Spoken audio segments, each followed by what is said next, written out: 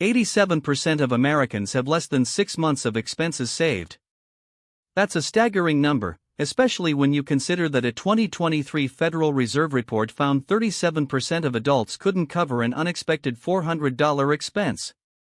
Conventional wisdom shouts 6 months. 9 months. A year, but is that just an arbitrary number? What if I told you the actual amount you need in your emergency fund is likely less than you think, for a lot of people, and the math actually proves it?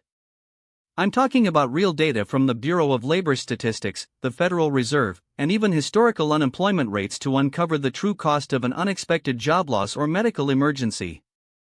We're going to dive into specific scenarios, like what happened to someone earning $75,000 annually who lost their job in the 2008 GFC versus the 2020 COVID crash. What are the real risks? How much cash does it actually take to weather a storm? And how can oversaving here actually cost you thousands in lost returns? Let's break it down. Ever felt that knot in your stomach when an unexpected bill lands? Maybe your car breaks down, your pet needs emergency surgery, or you lose your job. It's not just you. A recent Bankrate survey found that nearly 70% of Americans couldn't cover a $1,000 emergency with their savings. Think about that. Almost 7 out of 10 people are one unexpected expense away from real financial trouble. And it's not just small emergencies. The Federal Reserve reports that job loss hit 3.7% in April 2024, slightly up from a low of 3.4% just a year prior. While that might sound small, for the millions of people it impacts, it's a huge shift. And unlike the short, sharp shock of the 2020 COVID crash, when unemployment quickly rebounded, this current economic cycle has seen Jerome Powell and the Fed keep interest rates higher for longer to combat inflation. This means the job market, while resilient, isn't as easy to navigate as it was a couple of years ago.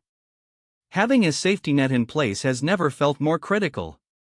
Now, you've probably heard the old rule of thumb: 3 to 6 months of expenses. But is that still accurate? What does that actually look like in today's economy?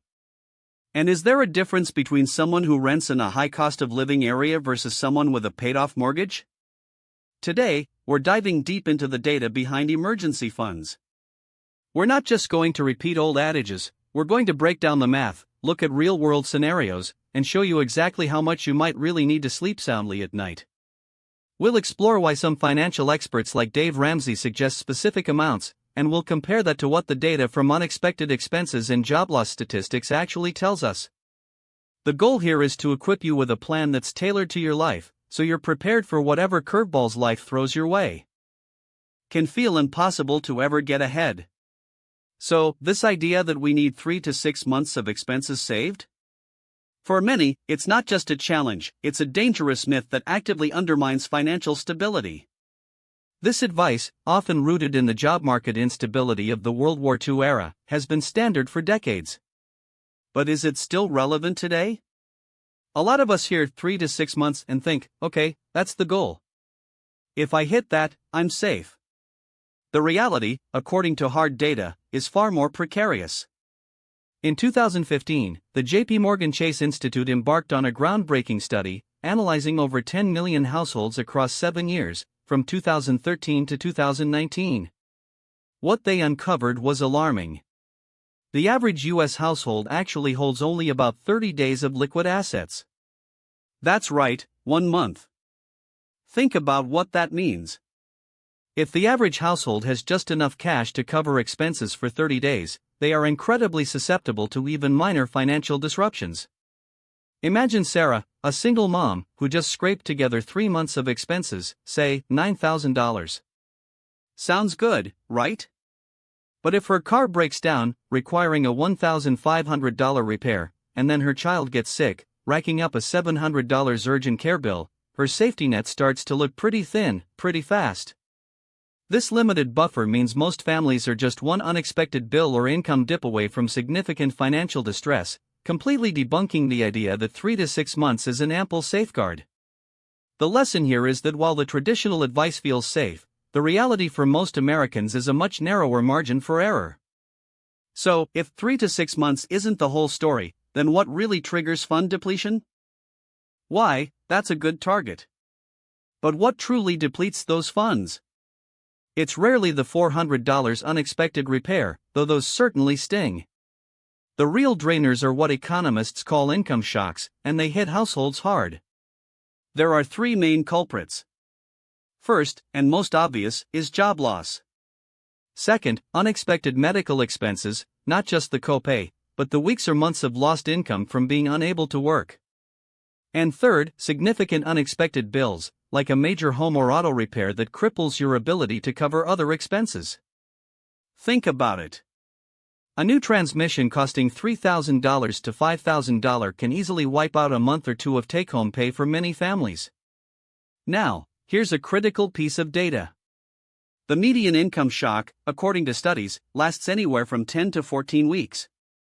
That's roughly 2.5 to 3.5 months of lost or significantly reduced income. Consider job loss. For someone laid off in 2023, the median period without income was approximately 14 weeks. That isn't the entire job search, that's just the stretch where $0 are coming in. Even if someone finds a job quickly, it can still take a few weeks for the first paycheck to land. For instance, Mark, a graphic designer I know, was laid off in October 2022. He found a new position in December, but his first paycheck didn't arrive until mid-January 2023. That's nearly 3 months without his regular salary, all while bills kept piling up. And what about an income drop that isn't job loss, like reduced hours or an illness affecting work capacity? Those can often persist even longer, silently eroding financial stability month after month. The lesson here is that it's not the small hits, but the sustained absence of income that truly empties the tank. And when those funds disappear, they vanish faster than you might think. Unable to work. And third, family emergencies, things like caring for an elderly parent or a sick child, which often come with both direct costs and reduced work hours. Now, here's where the numbers get really eye-opening, and this is crucial for someone trying to build financial resilience. A pivotal 2017 study by JP Chase & Company on household liquidity sheds light on the actual speed at which funds disappear after these major income shocks. They looked at millions of anonymized bank accounts and found something truly shocking. 90% of households that experienced a significant income shock depleted 75% of their liquid savings within 6 months. Think about that for a second. If a household had $10,000 saved, within half a year of a major event like a job loss, they'd be down to just $2,500. This rapid depletion rate shows a critical flaw in the traditional 3 to 6 month emergency fund advice. Most of that fund is gone before the situation even fully stabilizes. For instance, if someone loses their job in March, their 3 months of savings might carry them through May or June. But what if it takes them until September to find new employment, and then another few months to rebuild their income to pre-shock levels? During that extended period, the savings are evaporating. The study effectively differentiates between the duration of the income shock, how long the income is reduced or gone, and the time until full financial recovery. Rebuilding savings, paying down new debt, and regaining pre-shock financial health takes much, much longer. Even when income finally returns to normal, the damage to savings is significant, often leaving households back at square one, or worse, in debt. The lesson here is that traditional advice only accounts for the duration of the crisis, not the subsequent period needed for financial recuperation. What's truly needed is a fund that can bridge the initial shock and provide a cushion for the long road to recovery. This brings us to a data-backed new standard that's gaining traction. 11 to 12 months. Those funds truly disappear. This wasn't some theoretical exercise. The JP Chase Institute looked at actual bank account data from millions of households between 2013 and 2017. What they found was that, for the median household experiencing an income shock, their liquid savings were depleted in less than 2 months. 2 months. That's significantly faster than the widely accepted 3 to 6 month recommendation would suggest, making it a dangerous myth. So, what's the real number we should be aiming for to genuinely protect ourselves? The same JP Chase Institute research, which analyzed nearly a decade of household financial behavior, came out with a robust, data-backed recommendation. Households should aim for 11 to 12 months of living expenses in their emergency fund. This isn't just pulling a number out of a hat. This higher figure isn't arbitrary, it's derived from meticulously analyzing how long it actually takes for people to recover from significant income shocks and rebuild their depleted savings. For instance, after a job loss, the median duration of unemployment isn't just a few weeks, it can be several months, often 6 months or more. And that's just the period of no income. After finding a new job, it still takes time to replenish the savings that were used, pay off any new debt, and return to a stable financial footing. The 11 to 12 month target builds in a buffer for both the median duration of these income shocks and the subsequent time needed to fully recover. Think of Sarah, a graphic designer who lost her job in early 2020. Even with unemployment benefits, her savings, which were about 4 months' worth, dwindled quickly. It took her 7 months to find a new role, and another 6 months to fully rebuild her emergency fund and pay off the credit card debt she accumulated. The lesson here is that building a fund this robust isn't about preparing for a minor hiccup, it's a proactive measure against falling into severe debt or experiencing deep financial hardship during unforeseen, extended life events. This level provides true peace of mind and resilience, even for multiple potential shocks. Building your resilient fund involves practical steps. Recommendation. The lesson here is: traditional advice might be leaving many households vulnerable when they need resilience the most. So, how do we build that more resilient fund, especially if we're aiming for something like 11 to 12 months of expenses? I know what you're thinking. That sounds like a massive amount of money, and almost impossible. And you're right, it's a significant goal. The first step is to get crystal clear on what you actually spend. Don't just guess.